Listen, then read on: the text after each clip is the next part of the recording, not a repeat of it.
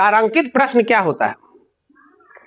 तारांकित प्रश्न में सबसे पहले उस प्रश्न में स्टार लगा हुआ होता है, और दूसरा चीज है कि वो मौखिक होता है। कैसे होता है? मौखिक। तारांकित प्रश्न हमेशा मौखिक ही पूछे जा सकते हैं। तो जब तारांकित प्रश्न मौखिक पूछे जा सकते हैं तो वहां एक चीज और बहुत ही इंपॉर्टेंट है कि उसमें आप पूरक प्रश्न भी पूछ सकते हैं। आप पूरक प्रश्न कैसे पूछ सकते हैं?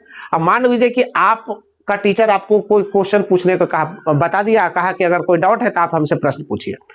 आपने प्रश्न पूछा, उन्होंने आंसर दी उसका।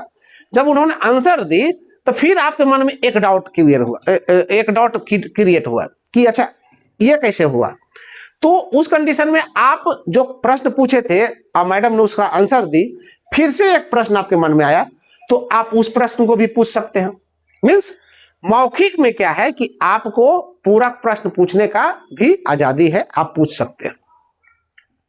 और तारांकित प्रश्न की विशेषता है कि एक दिन में लोकसभा में 20 प्रश्न से आप ज्यादा नहीं पूछ सकते हैं, और ये जो 20 प्रश्न आप पूछिएगा उसके लिए आपको क्या करना होगा? 15 दिन पूर्व सूचना देना होगा। तो इस तरह से आप देखें कि तारांकित प्रश्न की अगर विशेषता को देखें तो तारांकित प्रश्न में स्टार लगा होता है।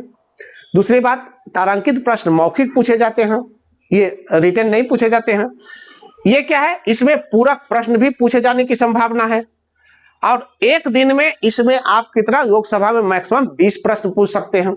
और ये 20 प्रश्न जो पूछिएगा इसके लिए आपको क्या करना होगा? 15 दिन पूर्व सूचना देना आवश्यक होगा।